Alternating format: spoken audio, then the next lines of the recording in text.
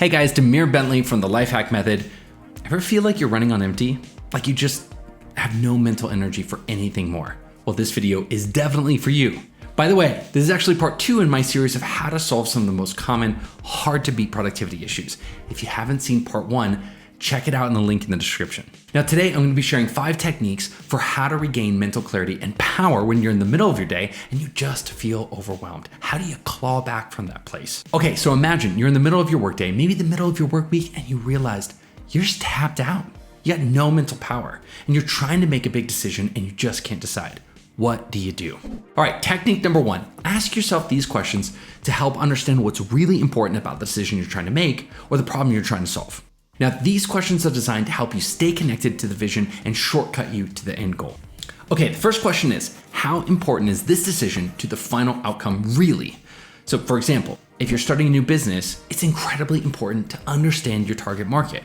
It's not as important to choose the font on your website. Don't agonize over decisions that don't really have a huge sway over the goal that you're really shooting for.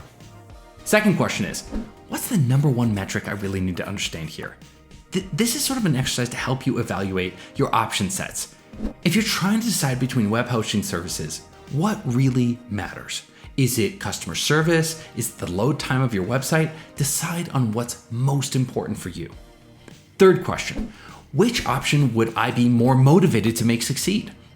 I mean, this is a great one to ask if you suffer from analysis paralysis. Sometimes you're faced with a decision and you truly don't know which decision to take. Both options seem great. But which do you feel in your heart you would be more motivated to make succeed? Which one do you really want to throw yourself into? What's going to bring out your best self? Instead of getting stuck, overanalyzing a problem and finding the best solution, use your time and use your energy coming up with concrete, actionable plans to make your decision succeed. Fourth question, am I the best person to make this decision? I love it when I realize that I'm not, because then I can outsource that to someone else, somebody who's going to do better. Surrounding yourself with experts and people you can trust is a fantastic hack. The best decision makers know when to outsource that decision to somebody who can make that decision in a better way. Okay, that's technique number 1. Number 2 is a quick one. Eat something. Glucose is proven to spike your willpower, even if it's just temporary. So if you're up against a big decision and you're feeling depleted or hungry, just grab a snack before reacting. Technique number 3, aim for 90%. Gang, this is for the perfectionists out there. Make sure to write this one down. This is what startups use to iterate quickly. They approach problems with an iterative mindset, meaning they deliberately try not to make it perfect right away. They're okay with it being a minimum viable product, and then they collect feedback from their users, and they use that to improve and test and improve and test. They know they'll get there eventually. Now you can approach your projects in the same way. Instead of asking, is this perfect? Ask, is this 90% of the way there? If so, pass go. All right, technique number 4, stop trying to feel prepared. Take a cue from Richard Branson and start before you feel ready. Branson has started so many businesses, and it's simply not possible for him to have felt prepared or qualified or ready to start all of them. In fact, it's unlikely that he was prepared to start any of them. He'd never flown a plane and didn't know anything about planes, but he started an airline anyways. He's just a great example of how the chosen ones really just choose themselves, and they figure out the rest later. So if you're struggling to make a decision because you're feeling inadequate, untrained, not ready, then this is a great technique to remember. Act before you feel ready. You might feel uncertain, you might feel unprepared, unqualified, but you have enough to start. In the end, action is what decides success or failure. So the next time you're stuck in analysis mode, remember that successful people start before they feel ready and they figure the rest out on the way. All right, technique number 5, relax your mind. Gang, relaxing your mind is the only way to truly refresh yourself.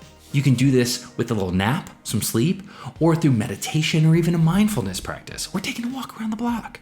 What's funny is that simply relaxing your body isn't enough. Try watching 10 hours of TV and see if you feel relaxed. You won't. Relaxing your mind is different. If you relax your mind for even 5 minutes, it's truly transformative. We like spending 5 to 10 minutes at a time meditating, followed by a series of positive affirmations just designed to rewire negative mindsets. Here's an example. I'm confident, I'm capable, I'm successful, and I'm excited to bring this work to other people. Gang, I'm telling you, when I feel tired, frustrated, not enough, that is so important to hear. And actually, I'm gonna throw in a bonus hack here. So bonus technique number 6, time box your decision making. Although this is a super advanced way to think about it, it's really simple to do. Just decide how much time you need to decide something and force yourself to make a decision on that timeline. You've probably heard about the paradox of choice, right? Remember walking into a Blockbuster video, thinking you were just gonna grab a movie for the night? You end up walking out 2 hours later, tired, upset, unhappy, no videos, right? What happened? That's the paradox of choice. The longer we take deciding something, the less happy we're gonna be with our decision and the outcome. Again, it's because when we get exhausted, we wanna avoid making decisions, so we end up going down that massive rabbit hole.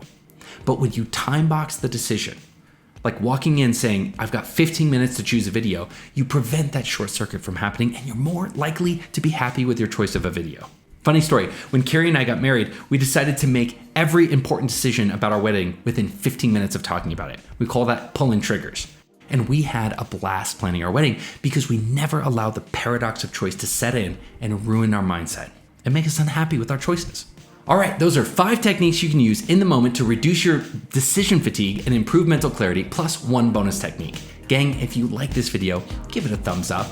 And if you're obsessed with human potential and living your best life like we are, consider subscribing to this channel and joining our journey to complete lifestyle freedom. All right, I'll see you in that next video.